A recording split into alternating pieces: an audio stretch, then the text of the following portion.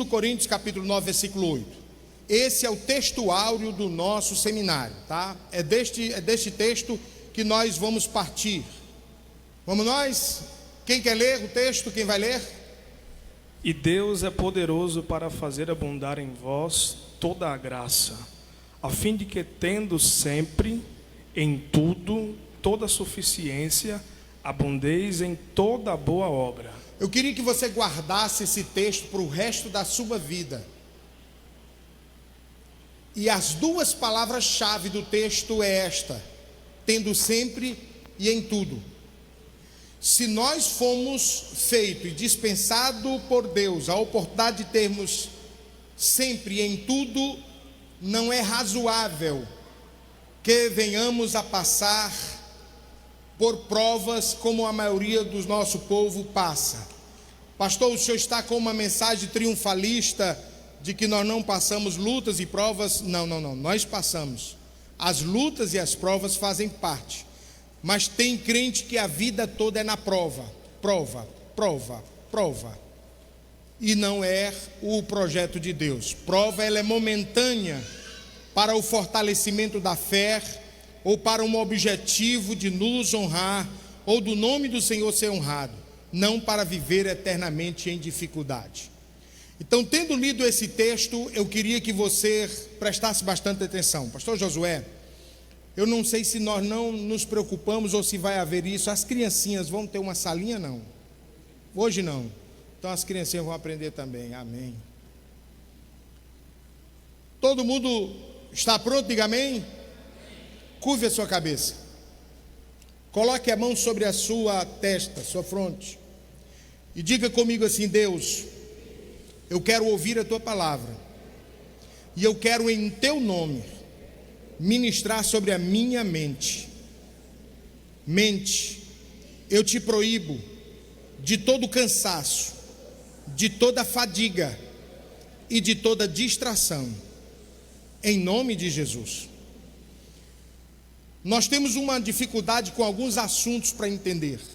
Ontem, quando eu citei para vocês Colossenses 1:9 sobre entendimento espiritual, e outras traduções falam de inteligência espiritual, nós temos alguns tabus e dificuldade para entender assuntos. Não necessariamente nesta ordem de primeiro ou segundo, terceiro, mas são esses três. O primeiro, político. A igreja tem dificuldade de assimilar a política. Segundo, sexualidade. A igreja tem dificuldade de tratar sobre sexualidade. Há muitos crentes que dizem: esse assunto não é para ser tratado na igreja. Só para vocês verem. E o terceiro, dinheiro. Então digam comigo: política, sexo e dinheiro. Nós precisamos nos libertar disso e nos reeducar para vivermos o melhor de Deus na terra, pois a Bíblia nos diz: se quiserdes, comereis o melhor da terra. Amém, meus irmãos? Então eu gostaria que a sua mente, já atenciosa para o que você está vendo, eu queria que você prestasse atenção neste slide. Aqui é uma tríade de governo. O que você precisa entender sobre isso aqui? O projeto de governo de Deus, ele é copiado pelo homem. Na tríade do governo de Deus, ele disponibilizou da mesma forma que o democrático, o sistema democrático é o sistema do homem e o teocrático é o sistema de Deus, a cópia de que nós temos terra, povo e moeda. Como no governo humano também nós temos terra, povo e moeda. Sendo que no governo de Deus a terra independe. Eu vou citar os textos porque eu estou vendo que está ruim para vocês verem de longe.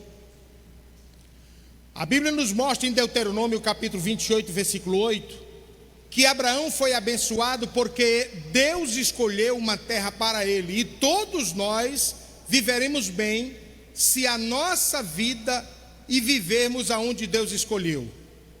No governo do homem, que é teocrático ou democrático, ele não é escolhido por Deus, com raras exceções. É você com as suas conveniências que escolhe. No governo de Deus, o povo, é preciso haver uma aliança, e nós vamos ler os textos já já.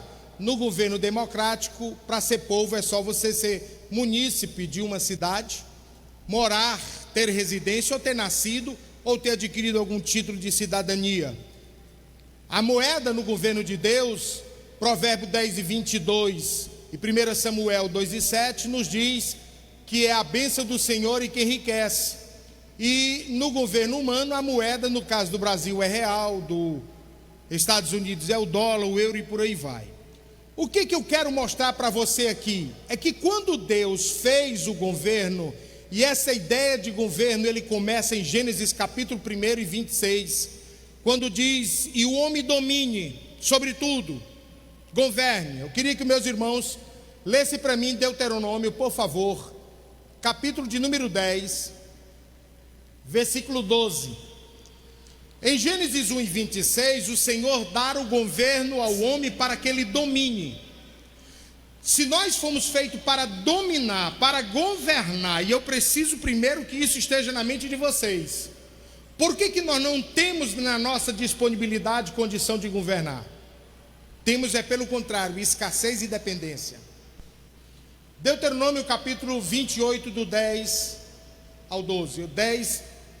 Capítulo 10. Não, capítulo 28, versículo 10 ao 12. Tá. Por favor.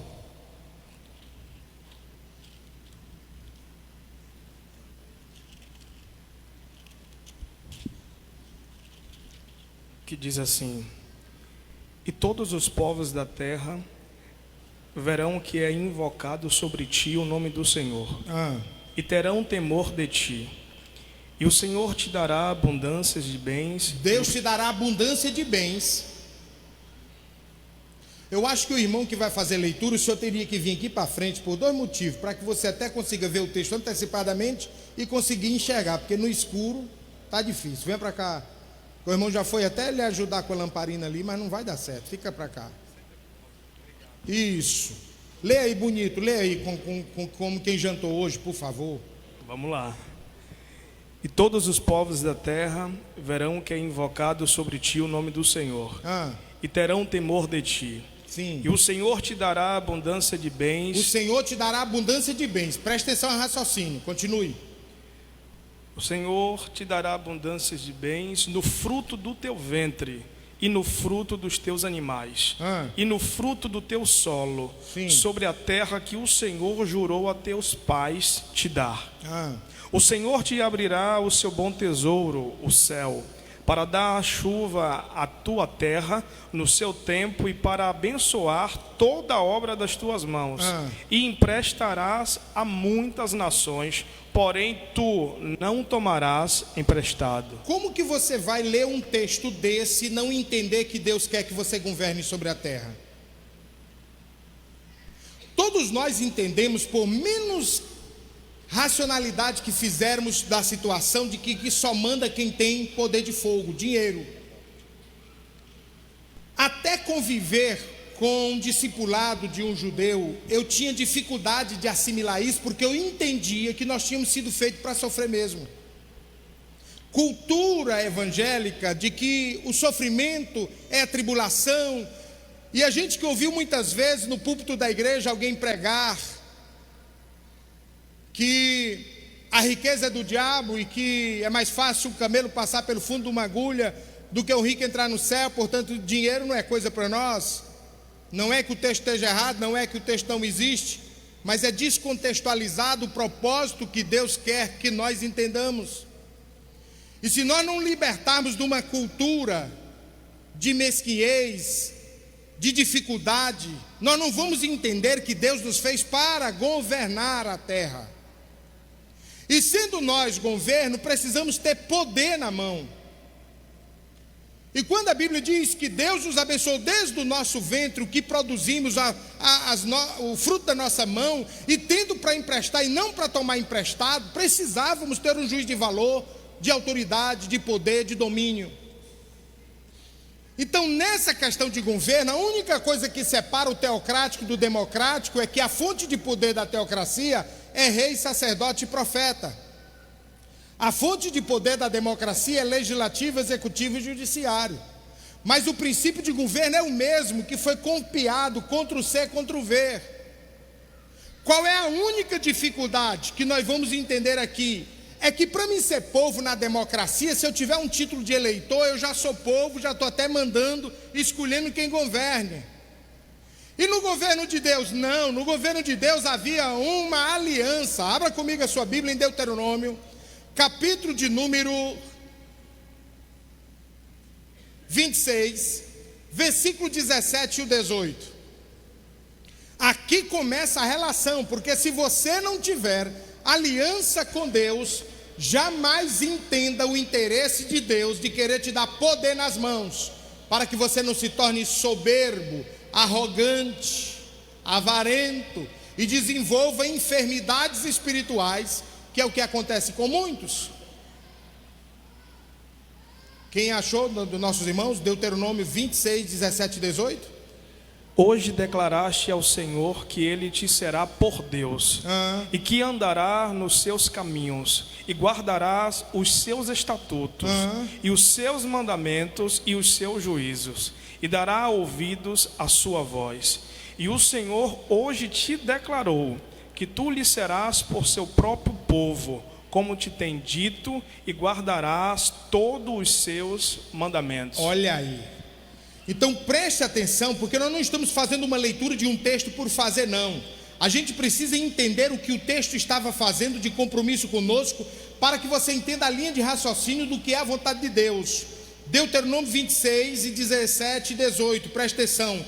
Hoje Deus faz uma aliança dizendo, hoje faz uma declaração de que eu sou o Deus de vocês e de que vocês serão o meu povo. Agora, para que eu seja o Deus de vocês e vocês sejam o meu povo, é preciso guardar os meus estatutos, guardar os meus mandamentos e andar pelo que eu estou determinando com vocês.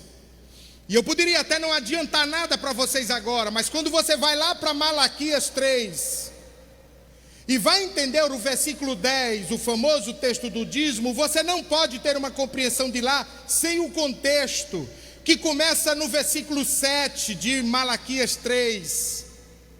O povo perguntando a Deus por que as coisas estão dando errado. Vamos lá, Malaquias 3, bem rápido. Malaquias capítulo 3, versículo de número 7. Olha o que ele vai dizer. Desde o dia dos vossos pais vos desviaste dos meus estatutos e não guardaste.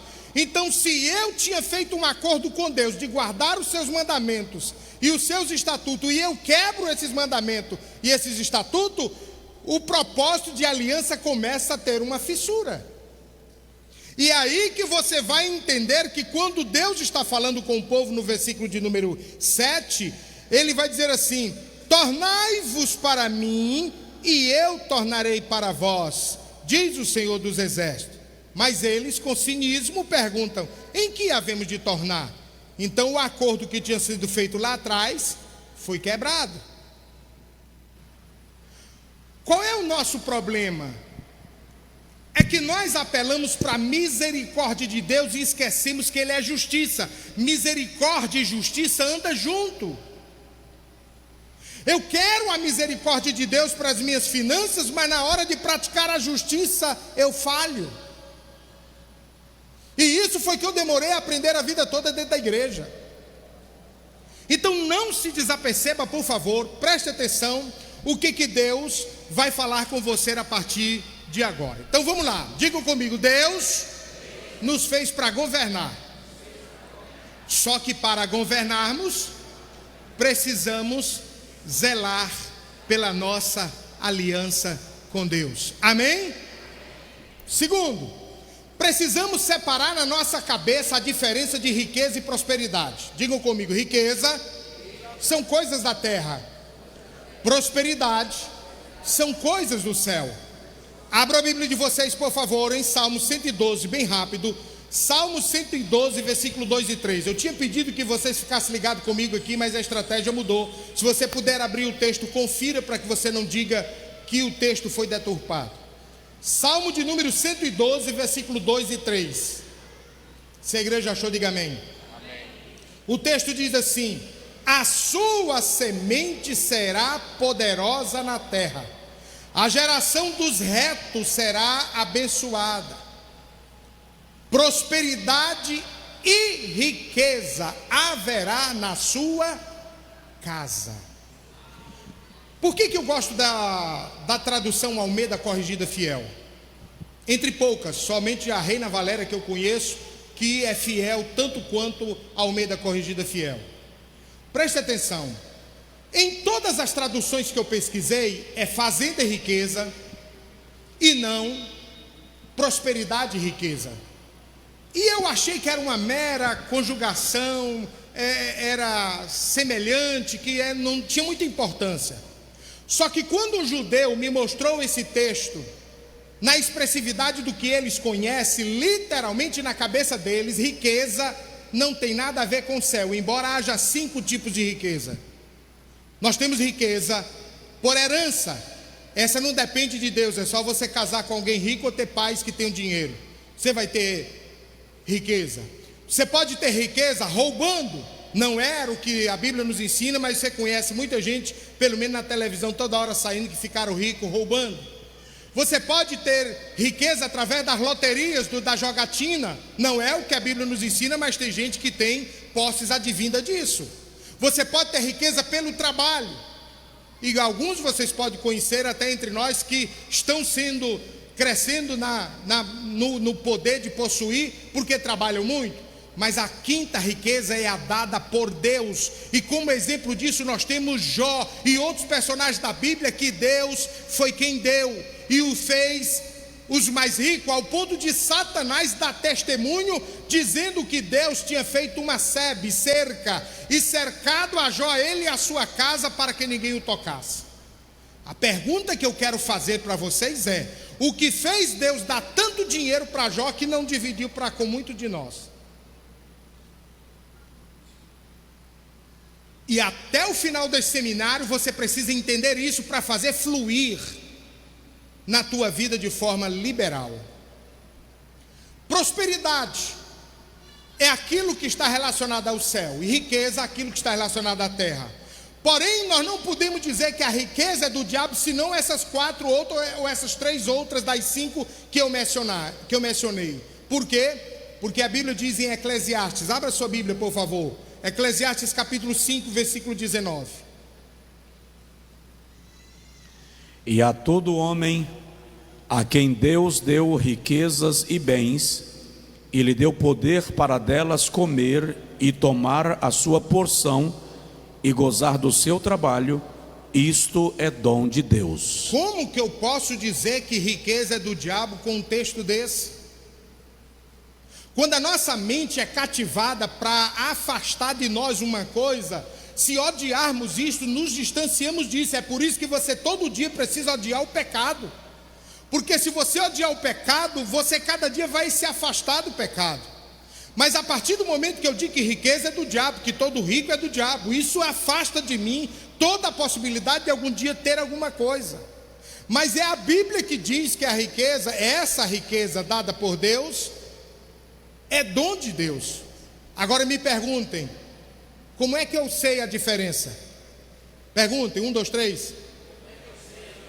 A riqueza dada por Deus não ocupa o lugar dele no seu coração. A riqueza dada por Deus não vai disputar com ele o trono que você edificou, e que para muita gente nas outras tipos de riqueza, Mamon é o Deus e não o Deus da glória, que é o dono da prata e do ouro e de todas as coisas, e não tem dificuldade de nos dar coisíssima nenhuma.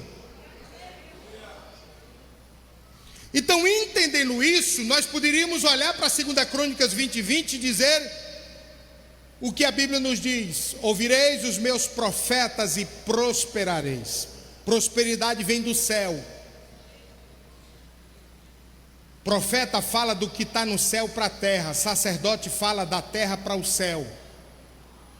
Então nós temos os textos, vocês não estão vendo aí por causa da iluminação, mas eu tenho outros textos aqui, quem comprou o livro vai encontrar, da prova concreta de que prosperidade é uma coisa e riqueza é outra. E aonde está o problema, pastor? Por que tanta importância nisso? Porque a Bíblia nos diz em Tiago, capítulo 4, que nós deixamos de receber, porque não sabemos pedir. Aí você fica: Senhor, me faz próspero. Você está pensando em dinheiro e está pedindo prosperidade. E aí eu vou dizer, para não ser redundante, que a riqueza também é um exemplo de prosperidade. Sim, é. Mas para a prosperidade, para que a riqueza seja a prosperidade, você vai chegar a um nível de desprezo ao dinheiro tamanho que para você abrir a mão, para dar 10% para o Senhor, para dar a oferta que você queira dar na igreja, para sustentar o orfanato que você quer, para compartilhar a necessidade de um irmão, não te é dificultoso. Por quê? Porque o dinheiro está a teu serviço e não te escravizando. Dinheiro vai virar uma ferramenta de trabalho e não um senhor para a tua vida. Até aqui os irmãos estão me entendendo? E quando é que eu vou entender essa manifestação, essa diferença? Bem, acompanhe comigo nesta relação que eu quero que você... Cadê os meus irmãos que vão ler? Leiam para mim, por favor, Deuteronômio 28 e 12, e o outro vai ler Deuteronômio 10. Se o pastor Josué quiser ajudar, amém. Deuteronômio 30, versículo 9, Deuteronômio 28 e 12. O Senhor te abrirá o seu bom tesouro, o céu, para te dar chuva à terra no seu tempo, e para abençoar a obra das tuas mãos. E para abençoar o que, pastor Josué? A obra das tuas mãos. Perfeito. E emprestarás a muitas nações, porém tu não tomarás emprestado. Deuteronômio capítulo 30, versículo 9. E o Senhor teu Deus te fará prosperar em toda a obra das suas mãos, no fruto do teu ventre, no fruto dos teus animais e no fruto da tua terra, para o teu bem. Todas as obras, tá bom, todas as obras da tua mão. Vocês ouviram essa expressão nos dois textos, sim ou não? Sim ou não? Pois bem, eu tinha um discernimento sobre esse texto em toda a minha vida de leitura. Mas quando um judeu me mostrou, por mais de 35 textos, que quando Deus se referia à obra das mãos, estava relacionado a algum desses fatos que eu vou mostrar para vocês aqui, eu queria que vocês assimilassem isso. Isso é um divisor de água na mente de vocês. Primeiro, faça assim com a mão. Os irmãos que vieram para aprender nessa noite, trouxeram caneta? Sim. Os irmãos que compraram o livro, estão aí com ele aberto? Vão na última página do livro, por favor, e botem a mão na página e corram assim com a caneta, circulando a mão de vocês. Bora? Uma açãozinha de criança, quando você lembra aí do tempo de escola. Coordenação motora. Pegue a mão, pegue a caneta e passe entre os dedos, fechando a imagem da mão. Se você não for igual o presidente da república, vai dar 5 dedos aí. Eu preciso de 5 dedos, tá? Fizeram sim ou não? Então olhe para mim, ó. Diga assim, ó. Quero que você levante a mão, ó. Dedo midinho. O dedo midinho representa na mão as esmolas. As esmolas não é discutido na igreja de forma bíblica, mas deveria ser assunto doutrinário. Por quê? Porque a Bíblia diz em Atos dos Apóstolos, capítulo 9, versículo 36, que uma mulher chamada Tabita, ela morreu. E oraram para que ela ressuscitasse diante da necessidade que ela prestava à casa do Senhor, pois ela a todos dava esmola. Pedro chegou lá e todo mundo ficou apresentando da cortina da igreja, da roupa que as irmãs vestiam, da toalha da mesa, da ceia, tudo a irmã Dorcas estava envolvido. Por causa disso, moveu o coração e Deus a ressuscitou. Atos dos Apóstolos, capítulo de número 10, versículo 2, um homem que vocês conhecem por nome Cornélio. A Bíblia diz que as suas esmolas e as suas orações chegaram a Deus.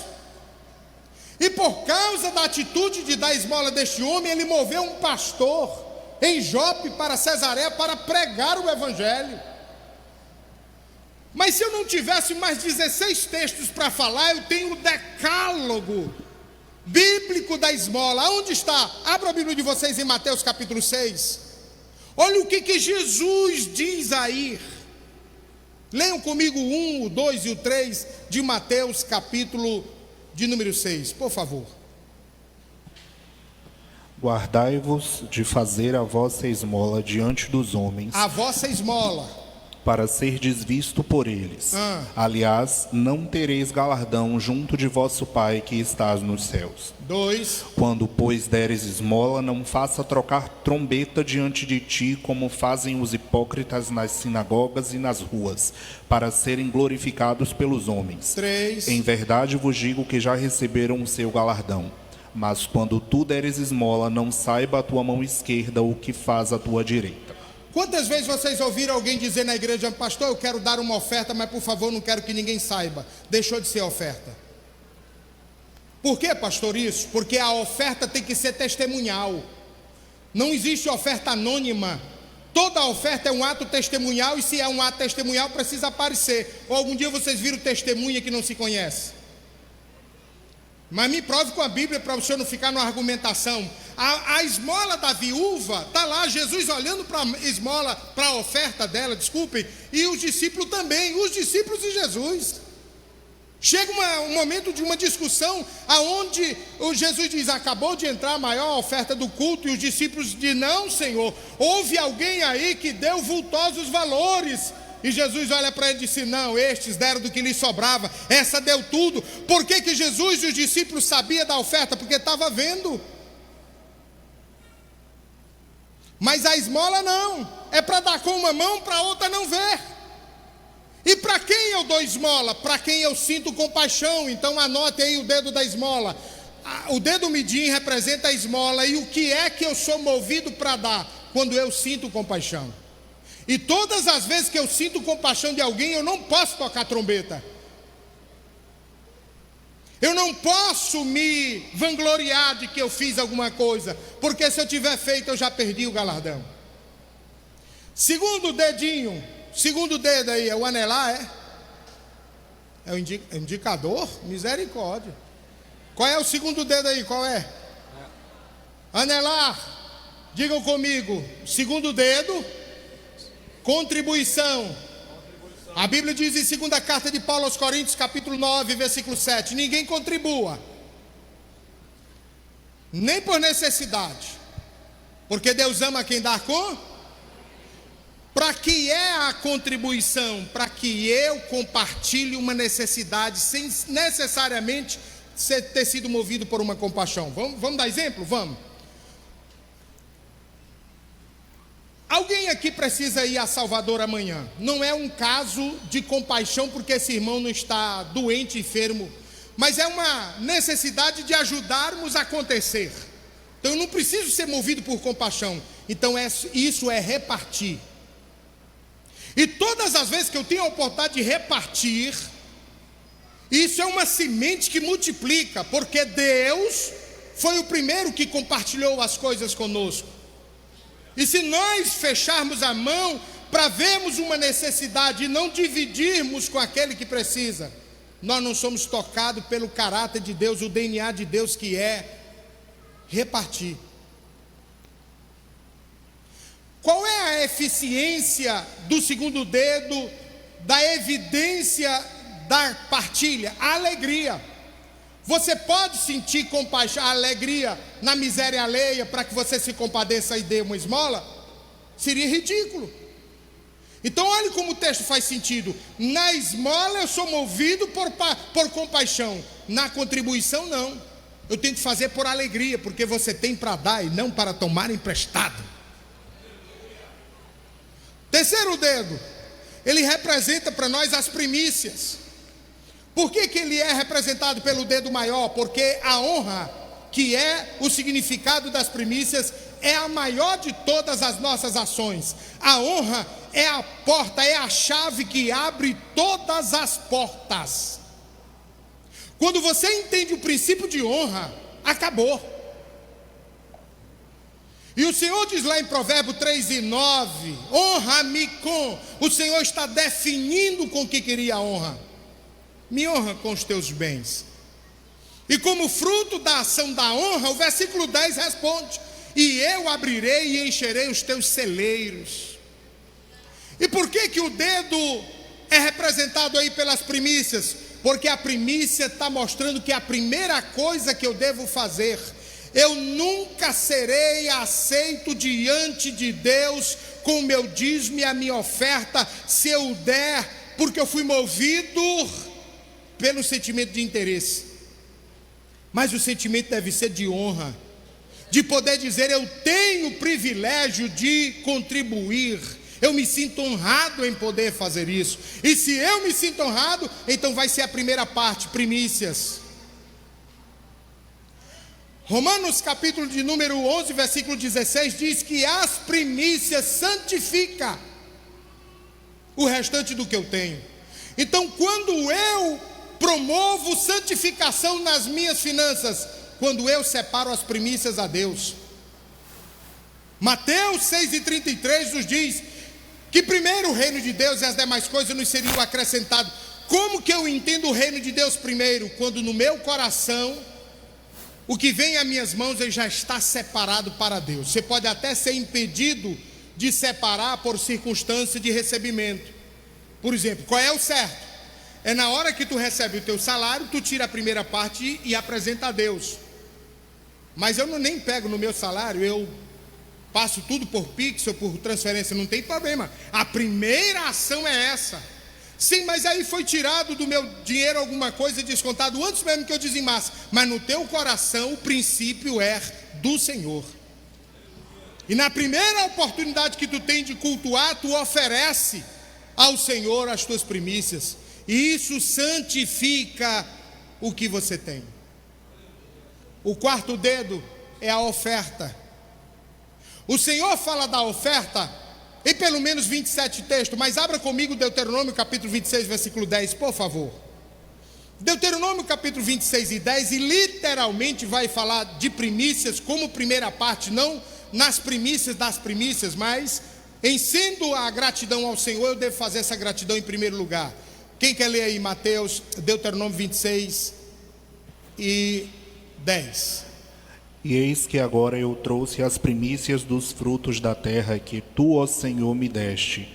Então as porás perante o Senhor teu Deus e te inclinarás perante o Senhor teu Deus. Pergunte para mim, pastor, qual é a evidência do que eu trago em ser oferta?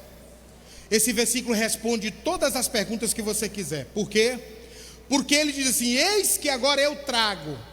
Ato de voluntariedade. A oferta não pode ser buscada, a oferta tem que ser trazida. 1, 2. E eu vou pôr perante ti, é no altar, lugar de sacrifício, a representatividade do cordeiro que era imolado, sacrifício. Eis que agora eu ponho diante de ti. E a terceira, e me inclinarei, te inclinarás, gesto de adoração. Eu não preciso manifestar adoração na esmola, eu não preciso manifestar adoração na contribuição, mas na oferta ela tem que ser feito com adoração. E o gesto de inclinar aí é um gesto que denota adoração, porque eu posso adorar em pé, eu posso adorar, mas o ato do ajoelhar é a reverência ao que eu estou fazendo. Oferta. E por último, o último dedo, sobe aqui, obreiro, para mim, por favor, de terno preto, vem cá. O último dedo é o dedo que representa os dízimos. E eu, por questão aqui de tempo e de que tenho algumas coisas para correr, para transmitir para vocês, não vou falar dessa importância no pegar da mão, mas aqui eu queria que chamasse a atenção, só para você nunca mais esquecer, é didático. Quando eu pego a mão aqui do mesmo, como é teu nome? Irmão Vitor, eu peguei a mão dele aqui. Se o irmão Vitor, levanta esse dedão aí. Se o irmão Vitor levantar esse dedão, o nosso apego de mão aqui fica sem firmeza, desproporcional. O que dá segurança aos outros dedos é justamente o dedão, o polegar. Então é ele quem representa os dízimos. Por quê? Porque não há convencimento bíblico de que eu dou esmola, de que eu dou contribuição, de que eu dou primícia, de que eu oferto, quando na minha mão não se acham os dízimos. E o que o dízimo representa? Aliança. Obrigado, irmão Vitor. Amém? Aliança. Então vamos para Gênesis capítulo 14, por favor. Gênesis capítulo 14.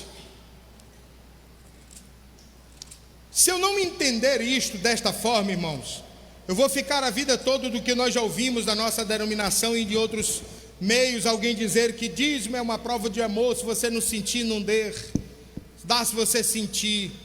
E até hoje eu só vim sentir dor e frio, irmãos. Nunca vi no nosso meio alguém sentir vontade, liberalidade em dar, porque faz parte do nosso egocentrismo nós segurarmos o que pudermos segurar, e o diabo sabe disso e apela para que nós nos tornemos doentes espirituais, chamado avareza, avarento. Gênesis capítulo 14, leiam comigo a partir desse prisma, por favor. Melquisedeque, rei de Salém, trouxe pão e vinho e era sacerdote do Deus Altíssimo. Abençoou ele Abraão e disse: bendito seja o Deus Altíssimo que possui os céus e a terra. Bendito seja o Deus Altíssimo que entregou os teus inimigos nas tuas mãos. Amanhã eu vou esmiuçar esse texto para vocês. E deu Abraão de tudo o dízimo. Irmãos, eu me perguntei por muitas vezes o que deu na cabeça de Abraão para dizimar se Melquisedeque não pediu dízimo a ele. Segundo, por que aquela atitude? E amanhã você vai saber responder isso na ponta da língua com uma história. A história do dízimo eu vou contar amanhã para você.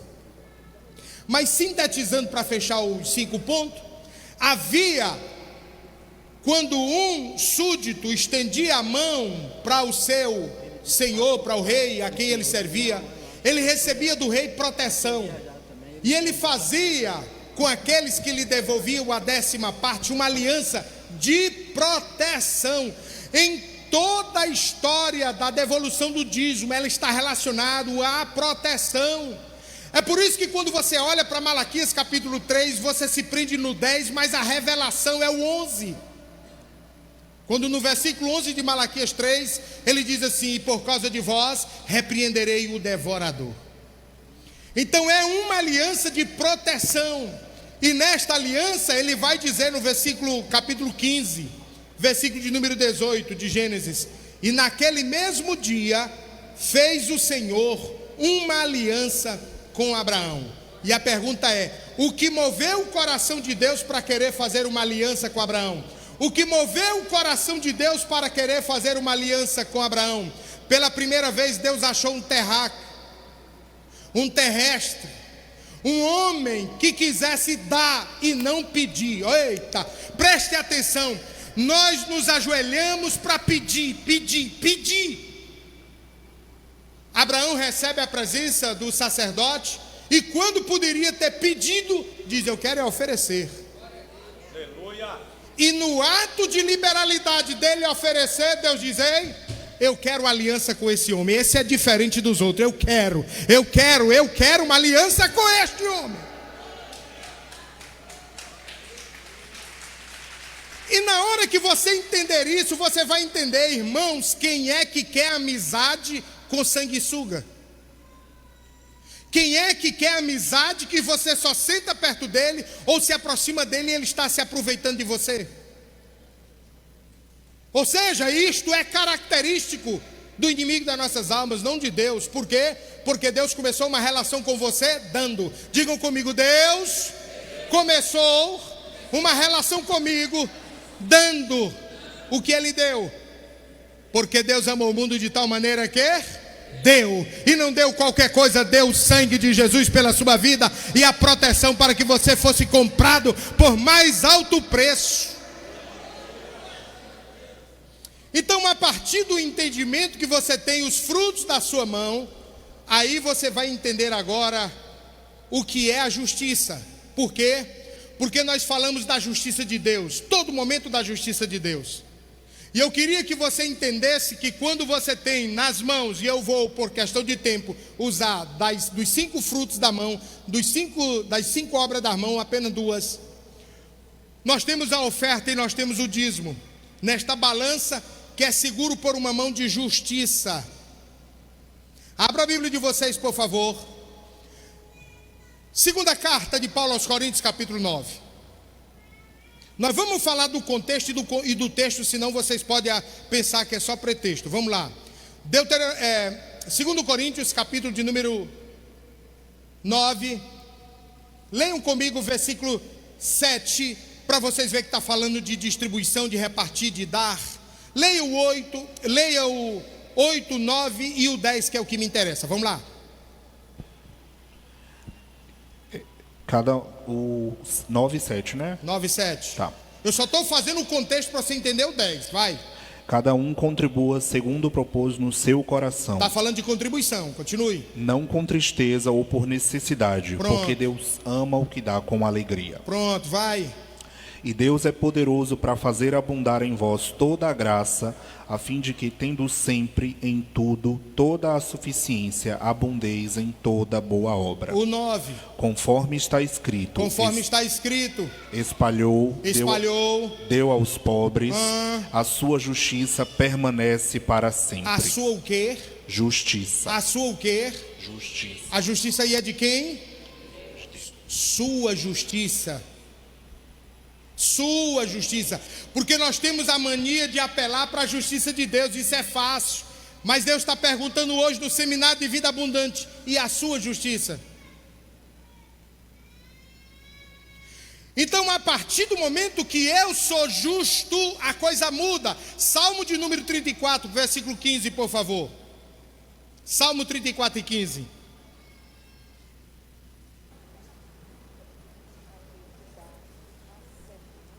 Mais rápido, senão eu não entrego tudo que eu tenho para dar. Os olhos do Senhor estão sobre o justo. Os olhos do Senhor estão sobre quem, igreja? O justo. Continue. E os seus ouvidos atentos ao seu clamor. Pergunte para o irmão que está do seu lado: por que que Deus não está atendendo o teu clamor?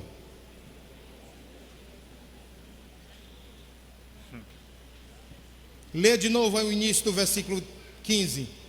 Os olhos do Senhor estão sobre o justo. Você está pedindo todo dia para Deus olhar para você e para a sua causa. A Bíblia diz que Deus olha para o justo, porque a você Ele não lhe deve mais nada.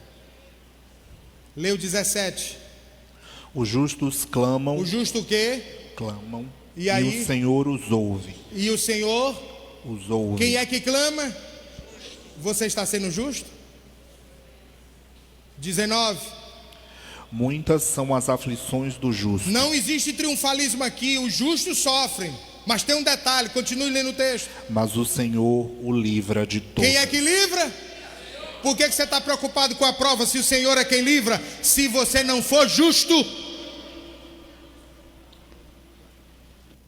Então, quando a tua mente abrir para isso, Provérbios capítulo 11, versículo 24, por favor. Quando a tua mente abrir para isso, você vai entender Tiago 4, a oração do pode muito em seus. A pergunta que eu quero é: e você está sendo justo? Se você, em vez de ser justo, você está reclamando, se em vez de você ser justo, você está questionando, se em vez de você ser justo, você está discutindo se deve dar ou se não dá.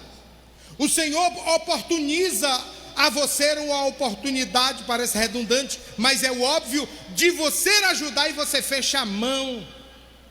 E o que diz Provérbios? Lê, ó.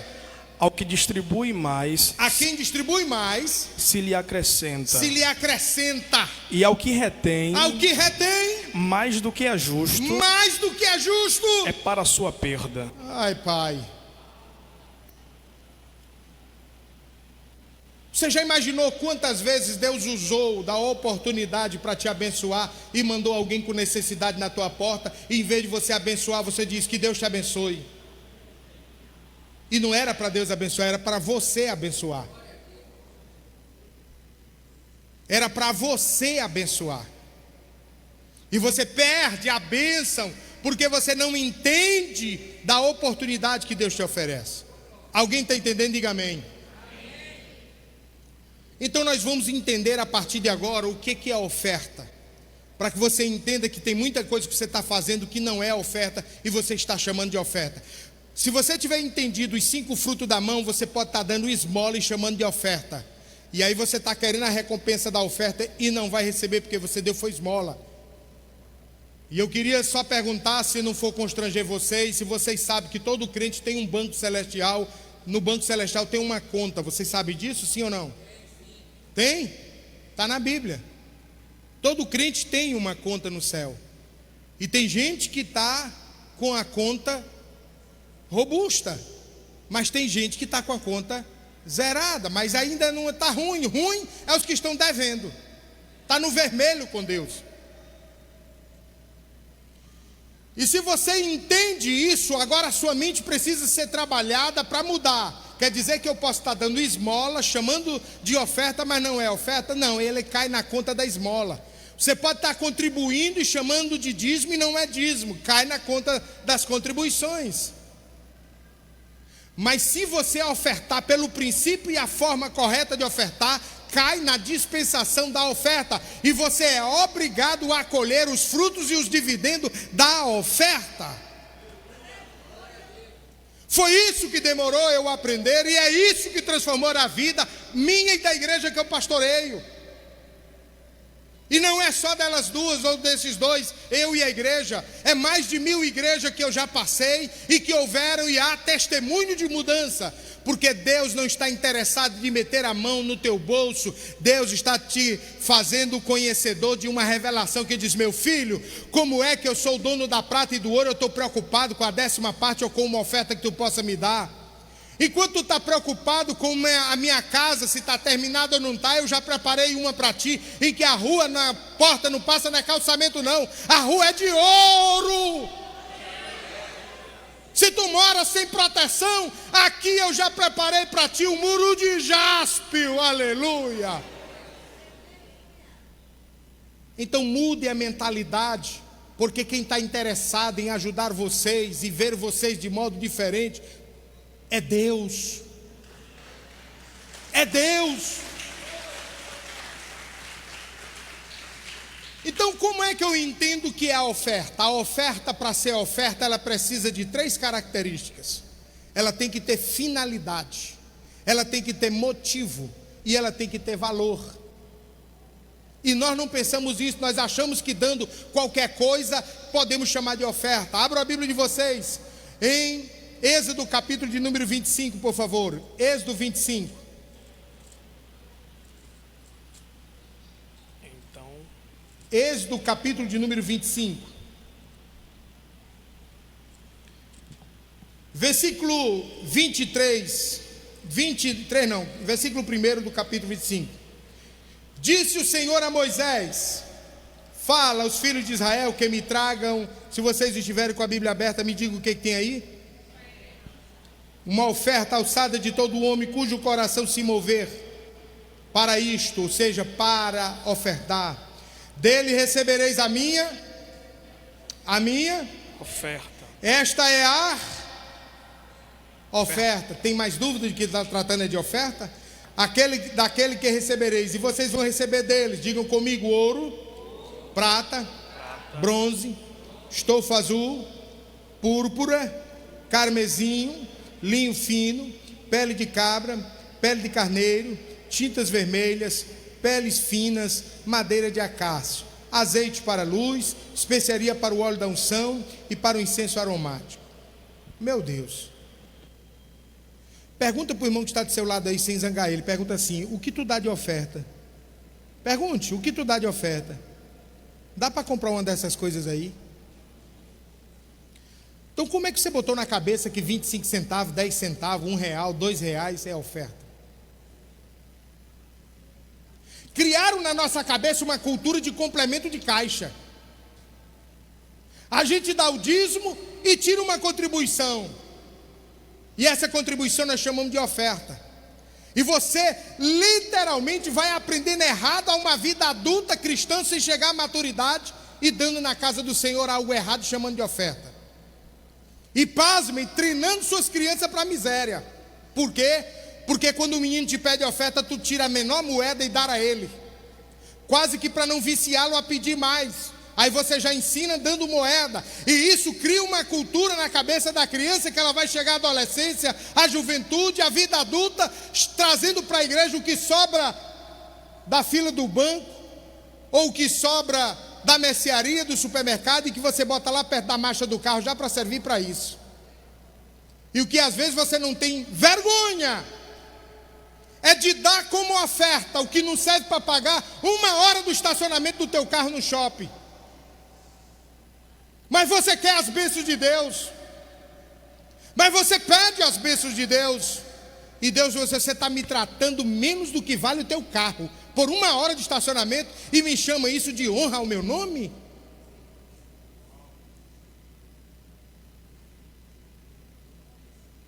Aí ele relaciona as coisas que ele vai pedir de oferta. E aí olhem para a revelação, para que vocês nunca mais esqueçam. Versículo de número, capítulo 25, versículo de número 6. E aí eu vou para o 8, quando ele diz assim: e me farão um santuário para que eu possa habitar no meio deles. Para que Deus pediu a oferta? Pergunta inteligente. Para que fosse feito um santuário para ele.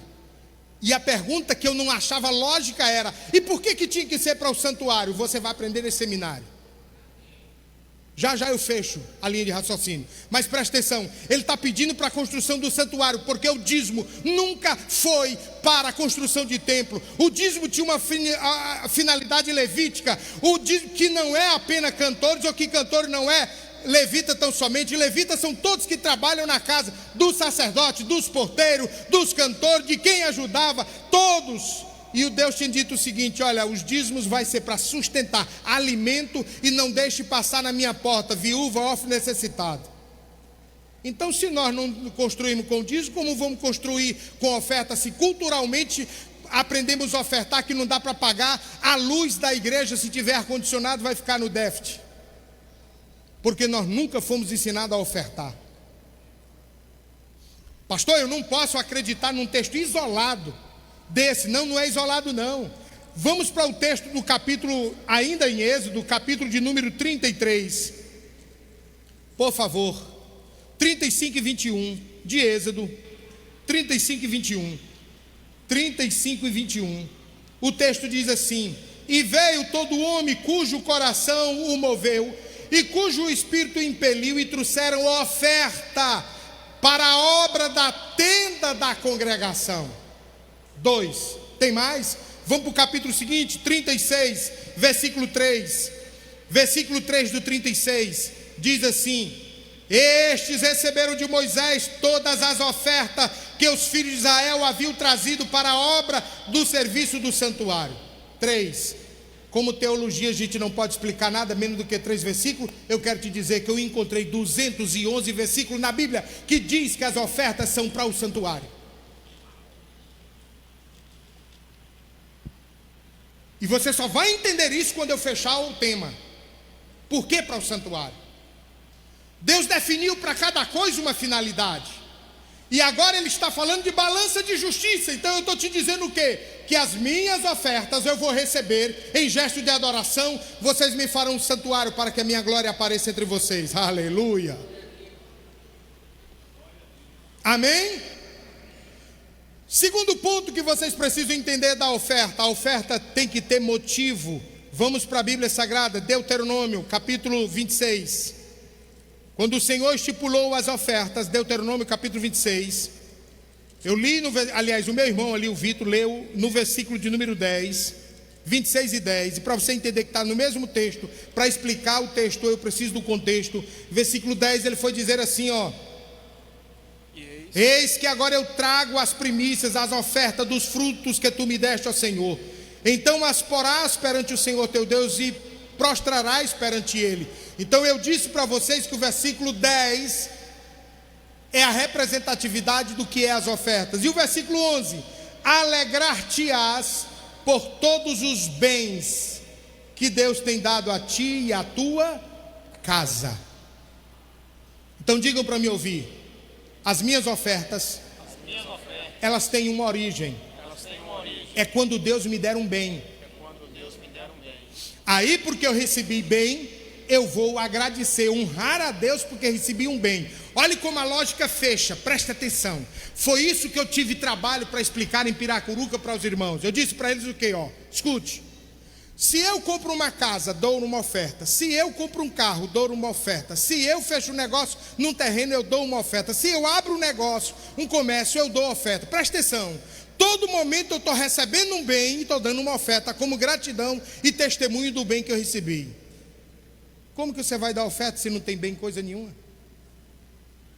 Você fica tão alegre que quando recebe no ano uma bencinha, já dá um testemunho. E a minha Bíblia, eu provo para vocês que tem 366 bênçãos catalogadas.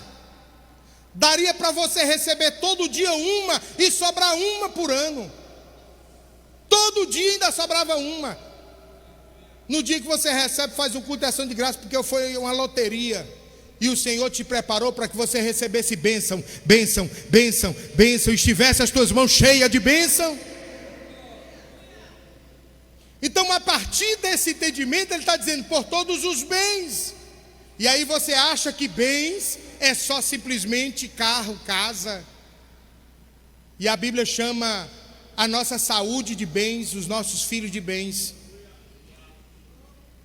Levítico, capítulo de número 12, versículo 6, diz que os filhos são bênção do Senhor, e trazia-se uma oferta pelos filhos. Mas como a gente está falando de Velho Testamento, eu vou entrar no Novo, antes que a sua mente profane de tanto dizer, só fala do Velho. E eu estou só homenageando o pastor Igor, porque ele é doutor no Velho Testamento, já eu entro no Novo. Abra a Bíblia de vocês, no texto que vocês mais leem quando apresentam crianças. Lucas capítulo 2, por favor, Lucas 2, versículo 21 a 24, leia, meus irmãos. E quando os 8 dias foram cumpridos, para circuncidar o menino, foi-lhe dado o nome de Jesus. Foi-lhe dado o nome de Jesus, olha o nome do menino, vai. Que pelo anjo lhe fora posto, antes que no ventre fosse concebido. E aí? E cumprindo-se os dias da purificação dela, segundo a lei de Moisés, o levaram a Jerusalém, para o apresentarem ao Senhor. Apresentação de criança. Segundo o que está escrito na lei do Senhor, todo macho que abrir a madre será consagrado ao Senhor. E para oferecer o sacrifício segundo o disposto na lei do Senhor, um par de rolas ou 2 pombinhos. A Bíblia dele falou de sacrifício, mas a sua Bíblia, se for a CF, fala de oferta. Quer ver? Olha aí o texto. Quantas Bíblias tem em vez de sacrifício e oferta? Perfeito. O que o texto está dizendo? Para separarem a oferta pela criança. Quando eu ouvi isso da boca de um judeu, eu disse, amigo, não queira trazer uma cultura judaica para dentro de um contexto que não é o nosso. Nós não temos o costume de fazer isso. Ele disse, e por que vocês apresentam a criança de vocês? Se o texto está se referindo a Levítico capítulo 12, e a apresentação de criança era um costume judaico. Para vocês interessa apresentar as crianças, mas na hora de ofertar, vocês querem separar? Apresenta, mas não oferta? Se o sacrifício era completo, se tivesse oferta? Olha o tanto que a nossa cultura nos influencia ao mal. Se dissesse no texto que ao apresentar a criança, nós receberíamos da igreja um prêmio, pelo amor de Deus, a gente sabia até de cor o texto. Muito mais do que João 3,16. Mas como diz que ao nascer a criança precisávamos levar uma oferta, esta oferta levada em Lucas capítulo 2, versículo 24, que foi um pombinho em rolinha, é explicável porque lá em Levítico 12, diz que o sacrifício da apresentação de criança foi levado um cordeiro e outro um novilho. Pergunte por que a diferença. Se no Velho Testamento foi um novilho e no Novo Testamento foi pombinhos e rolinha, pergunte por quê. Porque o do Velho Testamento era um fazendeiro e o do Novo Testamento era um carpinteiro. Tem diferença de condição? Você vai entender isso no terceiro ponto da oferta. Então observe que a gente, quando quer arrumar uma desculpa, a gente diz, não, mas isso é cultura judaica. A apresentação de criança é, e por que nós introduzimos isso na nossa cultura cristã? Apresentar a criança porque é bonito. Ontem à noite foi apresentado algumas aqui, receberam o certificado, bateram foto, entrou para a história. Mas e a oferta? Foi dado por gratidão pela criança? Quando eu ouvi isso a primeira vez, isso não soou bem aos meus tímpanos, eu fiquei muito preocupado. E fiquei com mais preocupação de pregar isso no púlpito da Assembleia de Deus, de qual eu sou pastor. Porque tinha uns presbíteros lá com quase da idade de Noé, que ajudaram a botar os animais para a arca, que mexer nos marcos da igreja é um problema. Eu fiz um desafio na igreja.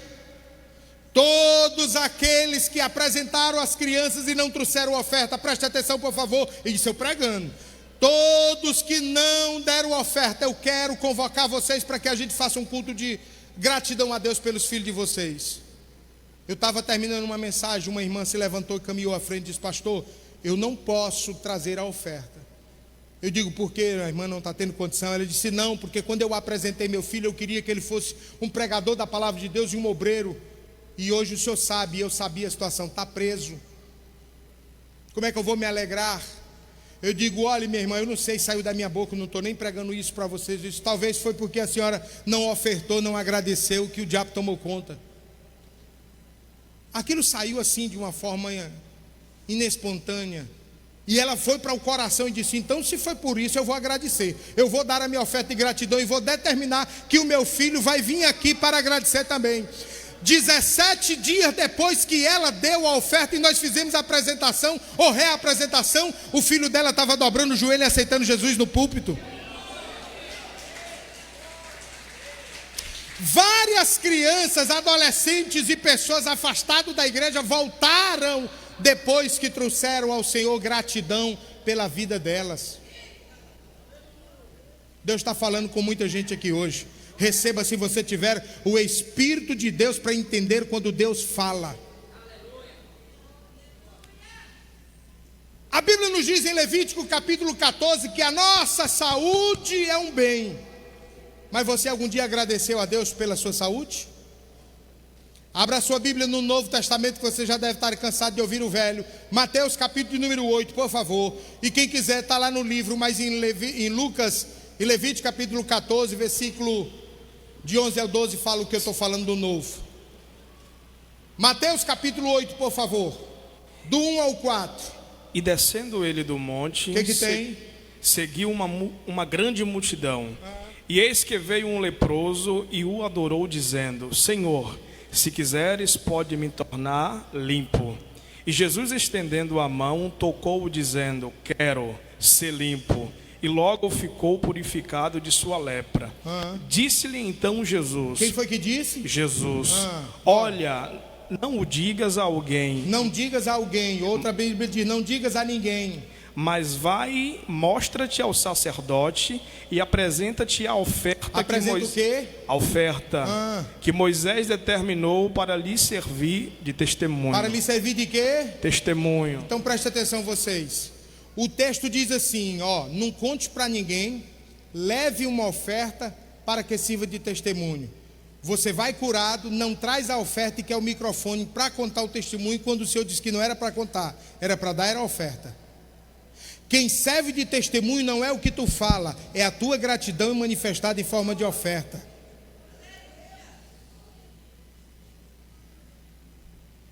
Entenderam agora por que a Bíblia diz que Deus levou sobre si, que Cristo levou sobre si as nossas enfermidades e temos um povo doente no meio de um médico dos médicos que cura?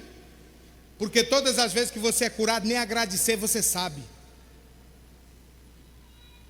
E é difícil falar isso, porque às vezes você não esmerila-se em gastar 400, 300 reais na mão de um cardiologista, de um ortopedista, de um ginecologista, de um especialista médico.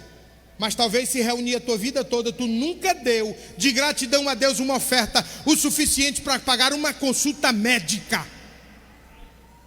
Mas na hora que você está doente, é querendo que a igreja ou alguém faça a campanha por você.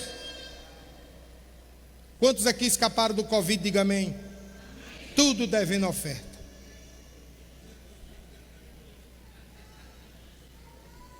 Porque tinha gente com saúde que você conheceu e morreu.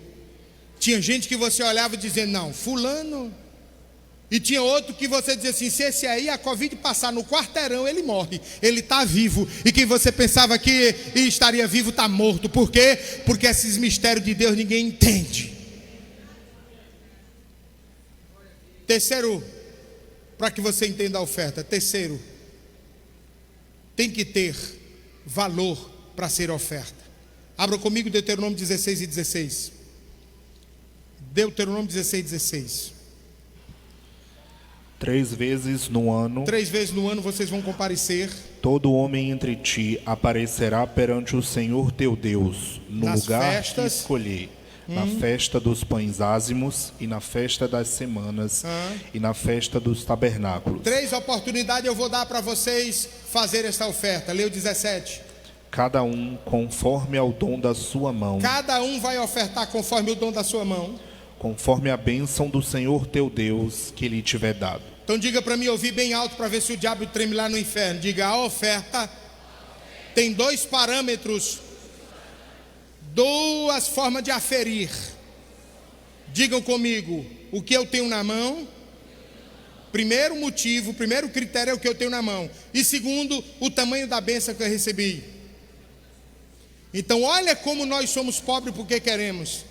Nós recebemos uma bênção tamanha e na hora de ofertar, ofertamos como quem não recebeu nada. Se você recebeu uma bicicleta, a sua oferta é mediante quem tem bicicleta. Mas se você recebeu uma moto, a sua oferta deve ser como quem tem uma moto.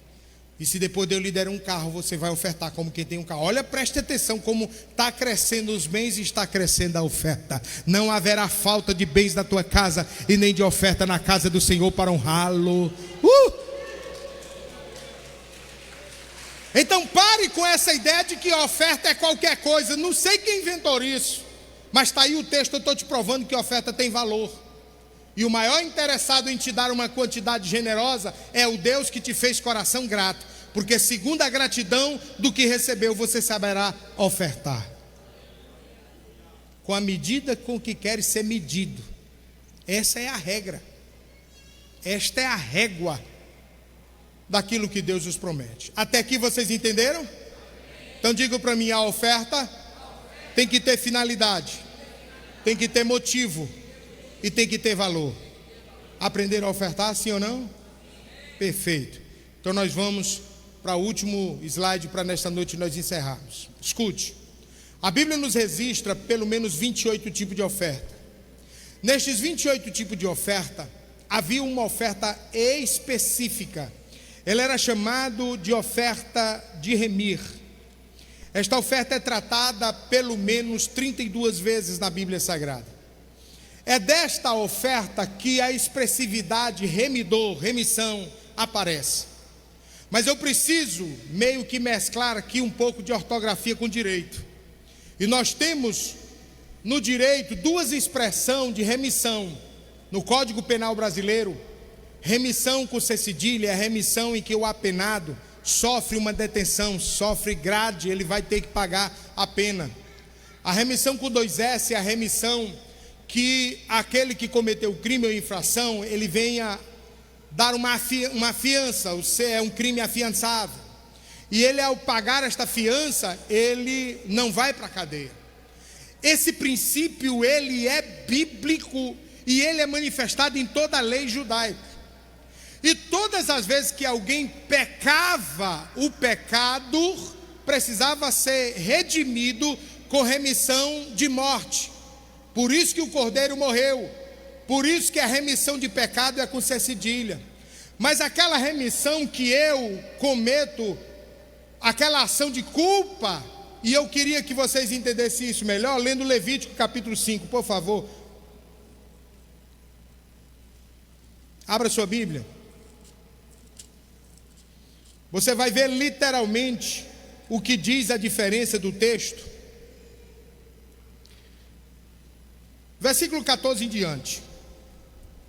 Disse mais o Senhor a Moisés: quando alguém cometer ofensa e pecar por ignorância nas coisas sagradas ao Senhor, então trarás ao Senhor por oferta. Então eu estou falando de pecado, estou falando de oferta. Do rebanho, um carneiro sem defeito, conforme a avaliação, o ciclo de prata, segundo o ciclo do santuário, a oferta pela culpa. Já apareceu uma palavra culpa, presta atenção. Assim restituirá o que ele tirou das coisas sagradas, e ainda acrescentará o seu quinto e dará ao sacerdote. Assim o sacerdote, com o carneiro da oferta pela culpa, fará expiação. 17.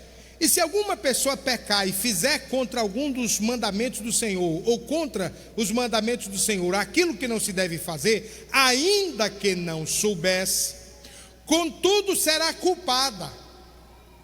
E o que é o problema aqui? É porque enquanto eu ministrava, alguém devia assim: mas eu não ofertei pelo meu filho porque eu não sabia. Quem pensou assim tem coragem de dizer amém? Quem aqui nunca ouviu que deveria ofertar pela sua saúde e por isso nunca fez? Diga amém. Mas se a Bíblia tivesse um versículo que dissesse que todas as vezes que você adoecesse, você poderia vir à tesouraria da igreja e pegar a conta da farmácia, você saberia de cor, sim ou não? É porque não lhe interessava saber.